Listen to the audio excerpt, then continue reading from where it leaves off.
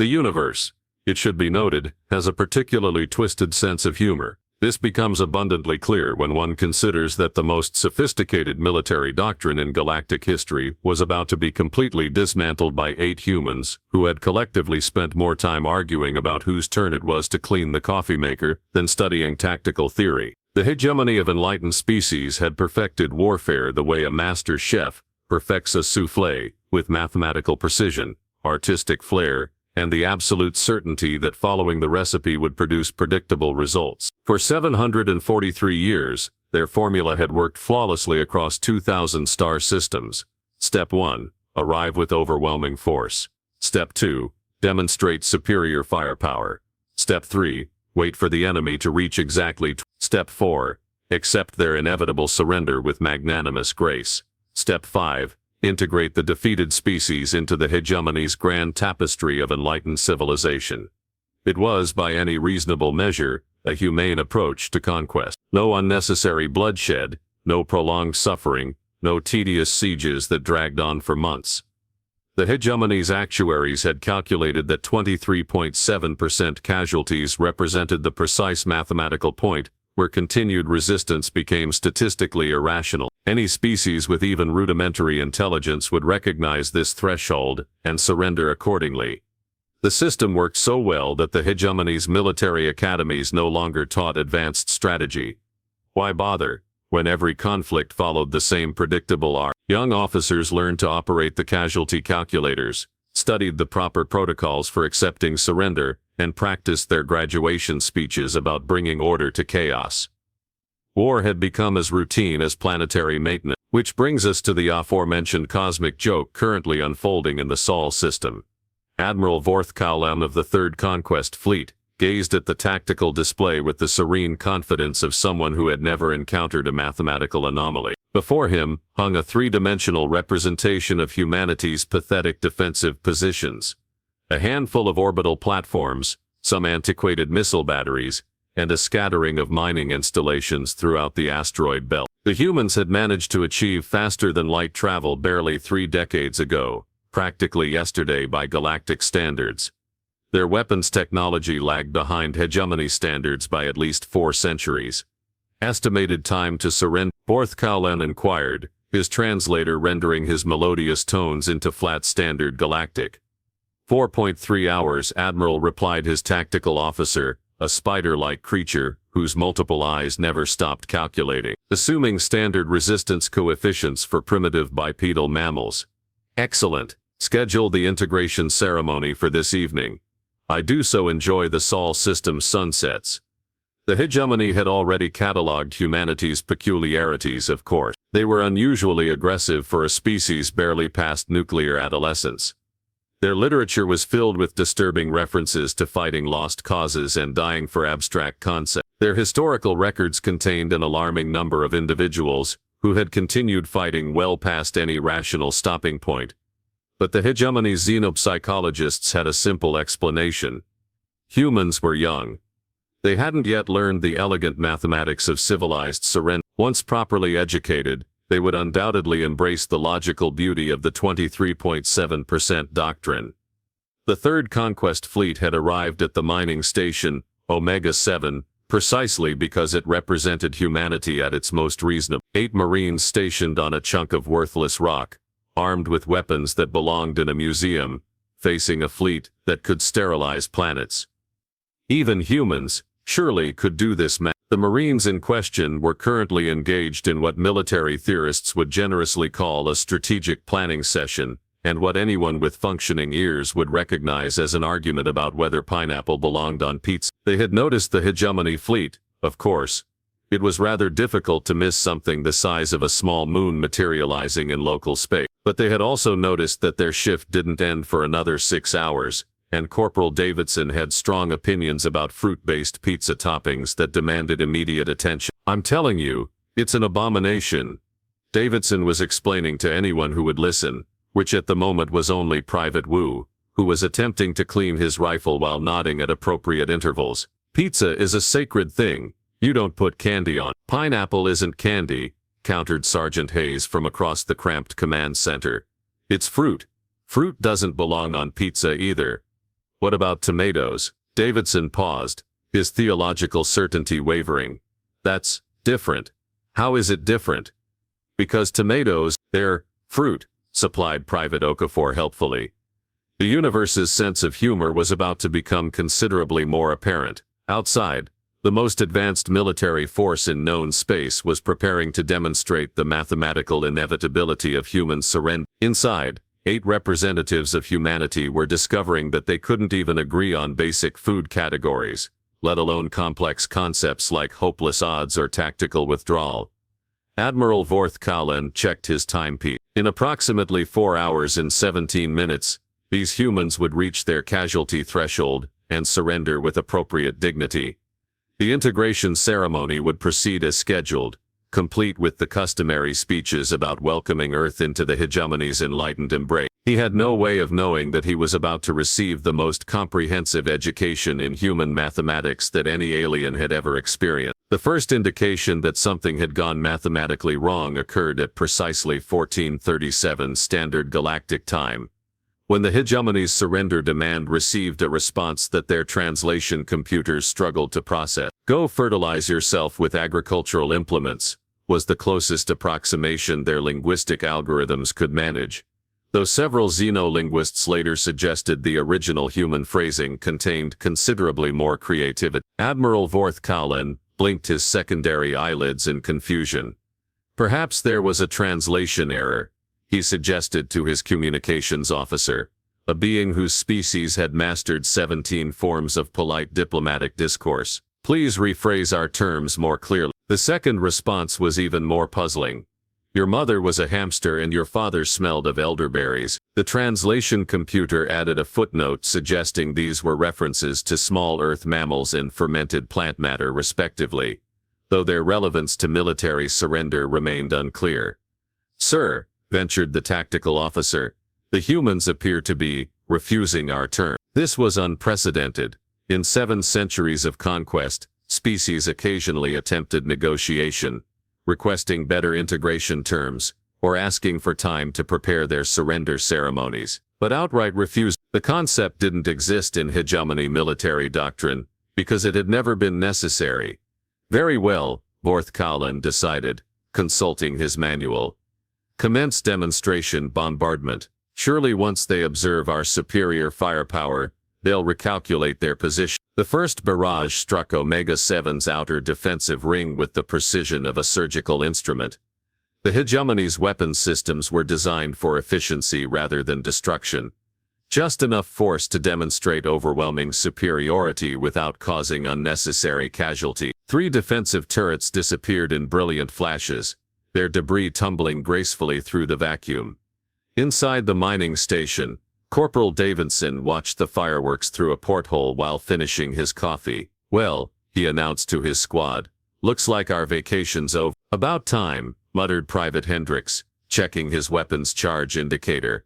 "I was getting bored." What followed could generously be described as a battle, though it resembled less a military engagement than an educational demonstration in the fundamental differences between alien logic and human stubbornness. The hegemony continued their methodical bombardment, carefully tracking human casualties through their sophisticated sensors. Each strike was calculated to inflict precise damage, while moving steadily toward them. The humans, for their part, responded with what military historians would later term aggressive improvisation. When their defensive turrets were destroyed, they rigged mining charges to create improvised missiles. When their communication array was severed, Private Wu climbed outside in a maintenance suit to manually redirect a sensor dish, apparently unconcerned that he was currently being shot at by a galactic superpower. 25% casualties achieved, reported the tactical officer, as the humans' ammunition depot exploded in a spectacular cascade of secondary detonations. Vorth Kallen settled back in his command throne,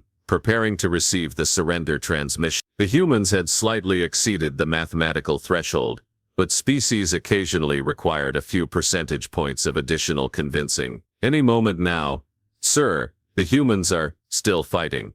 "Impossible. Check your calculations." "Already verified, Admiral. They've taken 25% casualties and are continuing to engage our forces."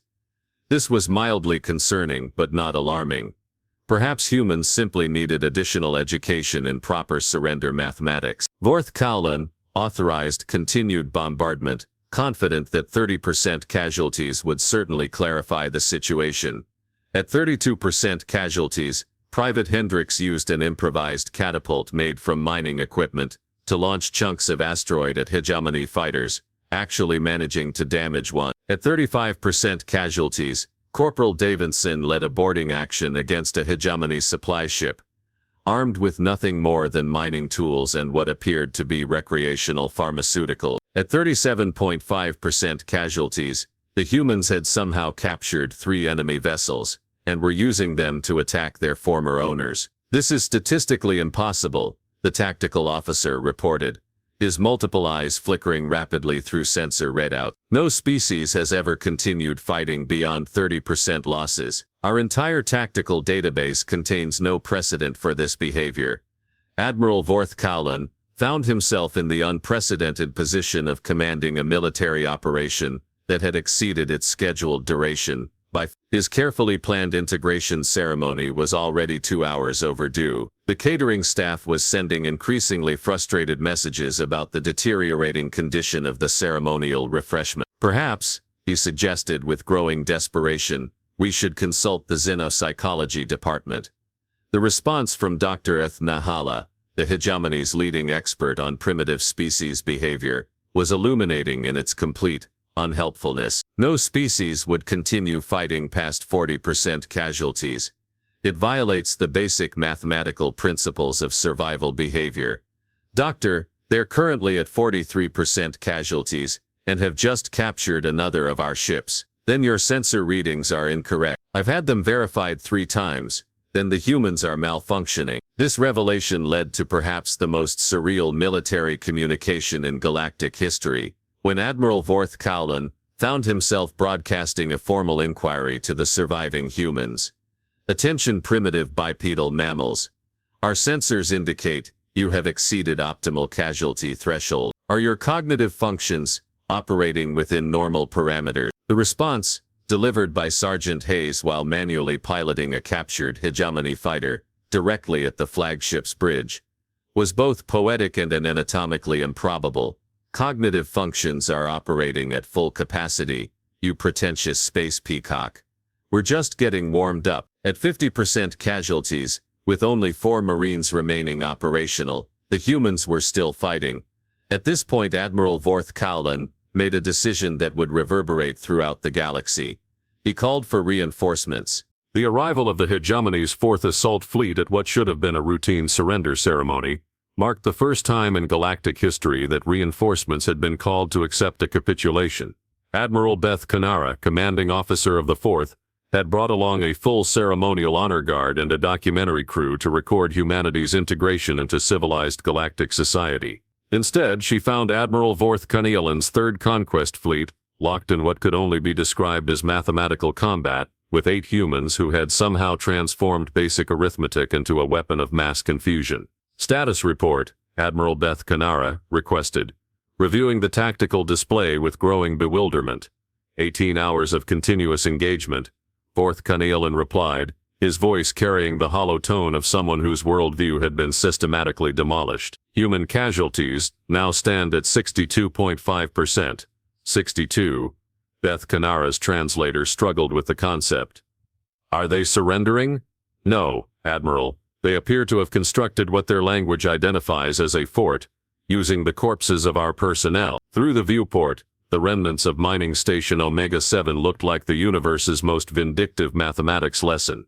2 surviving humans had somehow converted the wreckage into a defensive position that defied every principle of military engineering. Private Wu was currently operating 3 captured hegemony weapons simultaneously, having rigged them to a mining suit's mechanical arms. Corporal Davidson had apparently declared himself supreme emperor of this particular rock, and was conducting tactical operations from a throne made of alien corpses and mining equipment. Sir, reported the 4th Fleet's tactical officer, a being whose species had written the definitive treatise on logical warfare, the humans have been without food for 14 hours, without reinforcements for 18 hours, and are currently outnumbered 8,000 to 2 by every mathematical model in our database.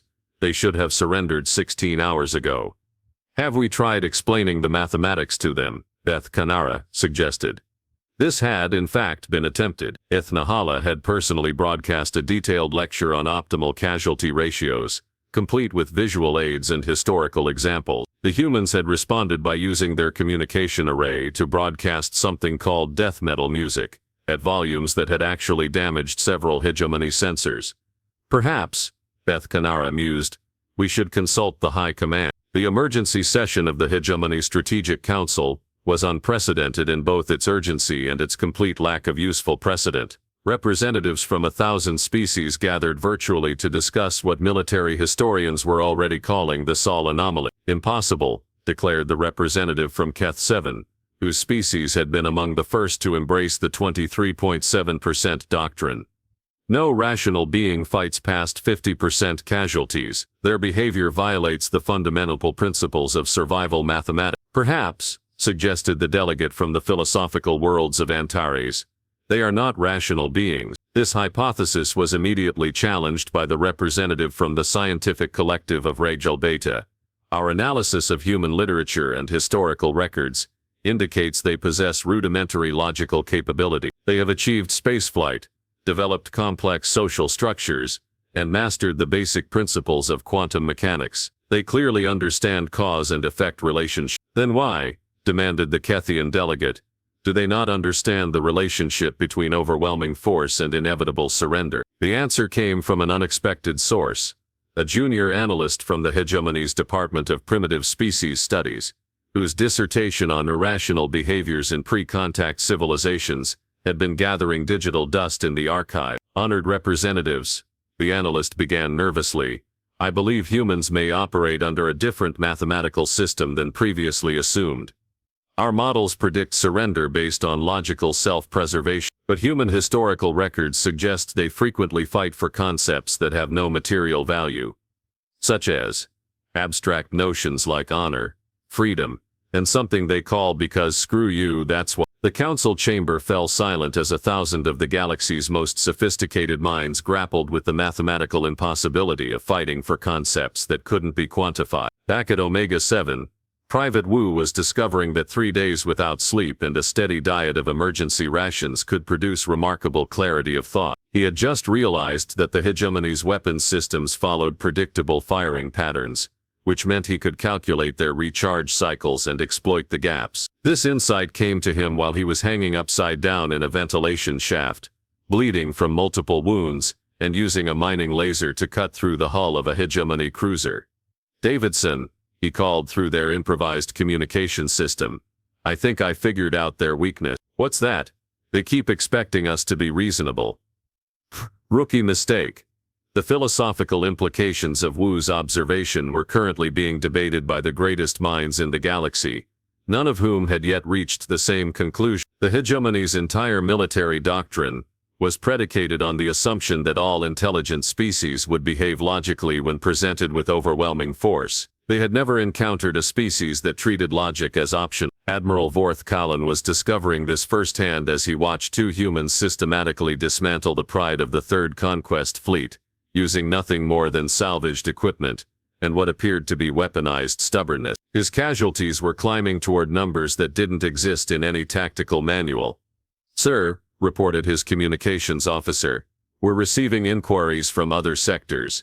Word of the situation has begun to spread. This was the moment when the Hegemony's perfect mathematical system encountered its first critical error propagation. News of humans who refused to surrender at mathematically appropriate intervals began spreading through the galactic communication network. Other subjugated species, who had accepted their 23.7% casualty defeats with appropriate dignity, began asking uncomfortable questions. Why had they surrendered when these primitive humans had not? Were the mathematical calculations perhaps not as absolute as they had been led to believe? On the mining worlds of Kepler 402, a labor dispute that should have ended with the workers accepting a 12% pay reduction suddenly became a strike that lasted 6 months. On the agricultural planets of Wolf 359, farmers who had been scheduled for voluntary relocation began asking why exactly 23.7% casualties made surrender inevitable. The hegemony's Department of Internal Security reported a 37% increase in queries about military mathematics. Citizens were requesting copies of the tactical manuals that explained optimal surrender conditions. Most disturbingly, some were asking to see the mathematical proofs behind the. At the center of this expanding crisis of confidence, two humans continued their impossible battle, apparently unaware that they were causing the slow-motion collapse of galactic civilization's most fundamental military principle. Private Wu had just figured out how to turn a mining drone into a guided missile. Corporal Davidson was composing what he called his final report, which consisted entirely of creative suggestions for what the hegemony could do with their surrender demand. Neither of them had any intention of doing mathematics today. The universe's sense of humor reached its crescendo on the fourth day of what the hegemony's historians would eventually classify as the Great Mathematical Miscalculation, when Private Wu discovered that ventilation shafts were apparently the galaxy's ultimate tactical advantage. By this point, Corporal Davidson had achieved the remarkable distinction of being dead for approximately 6 hours while somehow continuing to fight. His final recorded transmission consisted of detailed instructions for converting mining equipment into autonomous weapons, delivered in a voice that suggested he found the entire situation personally amusing rather than fatal. Wu, his final message had concluded, "You're in charge now. Try not to let them do any math." Private Wu, now the sole representative of humanity in what had become the most expensive military engagement in galactic history, was currently suspended in a maintenance shaft above the bridge of Admiral Vorth Kalin's flagship, armed with a mining laser and what appeared to be righteous indignation converted into a tactical weapon. The hegemony, meanwhile, had escalated their response to levels that defied their own operational manual. The 5th Assault Fleet had arrived 3 hours ago, followed by the 6th Pacification Force, and most recently the 7th Strategic Reserve. The combined firepower orbiting the asteroid belt was sufficient to sterilize small moons. All of it focused on one human in a ventilation shaft. "Status report," demanded Fleet Admiral Vorth Kalin, Supreme Commander of the combined hegemony forces and the being ultimately responsible for explaining to High Command why a routine integration had required 40% of the Empire's mobile fleet. "One human remaining," reported his tactical coordinator, a spider-like creature whose computational abilities had earned it assignments on 7 different flagship bridges. "Estimated remaining combat effectiveness, unknown. Sir, our mathematical models have suffered what the technical staff describes as a cascading logical failure. We can no longer calculate human combat effectiveness because they appear to be operating outside established parameters." This was, Admiral Vorth Kalin reflected, something of an understatement. Private Wu had just used the flagship's own environmental systems against it, flooding the bridge with mining gas that had forced the evacuation of 3 decks. He was now moving through the ship's infrastructure like some sort of impossibly persistent ghost, systematically disabling critical systems while apparently conducting running commentary on alien engineering principles. "Your artificial gravity is inefficient," Wu's voice echoed through the ship's communication system, having somehow gained access to the internal network. "Also, your coffee tastes like machine oil mixed with regret." The hegemony had never developed tactical doctrine for dealing with enemy commentary on their beverage choices.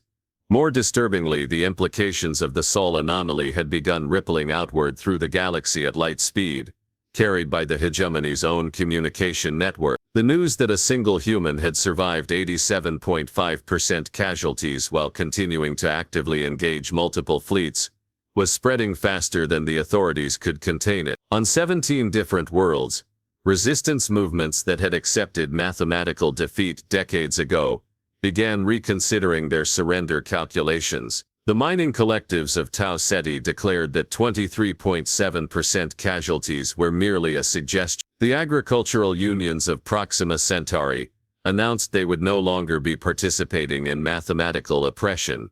Most catastrophically, the hegemony's own member species had begun asking uncomfortable questions about the fundamental assumptions underlying their civilization. "Honored Fleet Admiral," transmitted the representative from the scientific worlds of Alpha Centauri, "our analysis suggests that the 23.7% casualty threshold may not be a universal constant." "Impossible," Gorth Kalin replied automatically. The mathematics have been verified across 700 years of successful campaigns. Yes, but none of those campaigns involved species who refused to acknowledge the mathematics.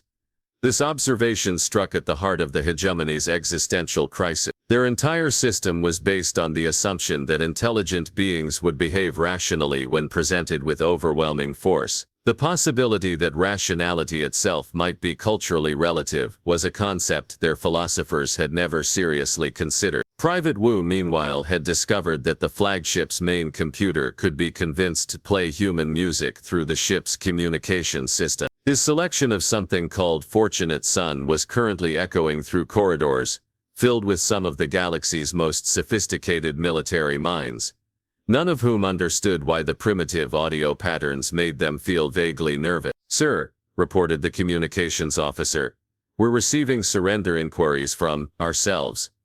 "Explain."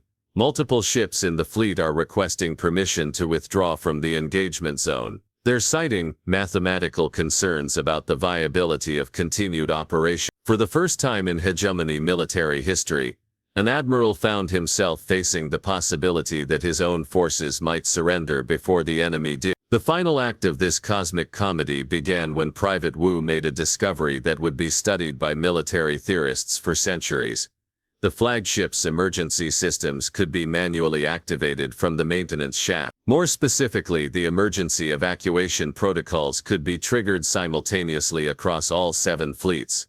What followed was the most orderly retreat in galactic history, as 47,000 of the galaxy's most advanced warships executed perfect evacuation procedures, while their crews abandoned ship in response to emergency signals activated by one human with a mining tool and access to the maintenance manual. Admiral Gorth Kalin found himself in an escape pod watching his command fleet scatter across the asteroid belt while emergency klaxons played a symphony of mechanical panic. Through his pod's viewport, he could see Private Wu standing in the flagship's observation deck, apparently taking pictures of the evacuation with what looked like a personal communication device. The final transmission from Omega-7 was brief and devastating in its casual dismissal of 7 centuries of military doctrine.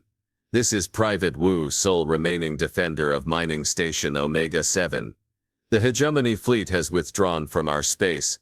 I'm gonna go make some coffee and wait for pickup." Wu out. The galactic consequences were immediate and comprehensive.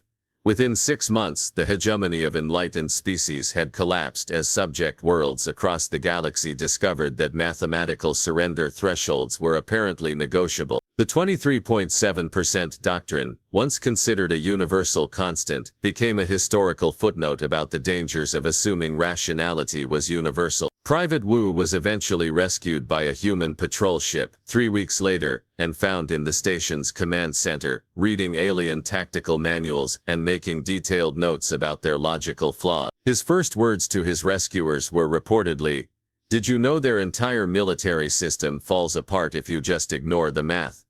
The universe, as previously noted, has a particularly twisted sense of humor. It had arranged for the galaxy's most sophisticated empire to be undone by the simple human realization that mathematics, while useful, was not actually mandatory in combat situations. And somewhere in the ruins of the greatest military machine in galactic history, philosophers were beginning to ask the questions that should have been asked centuries earlier.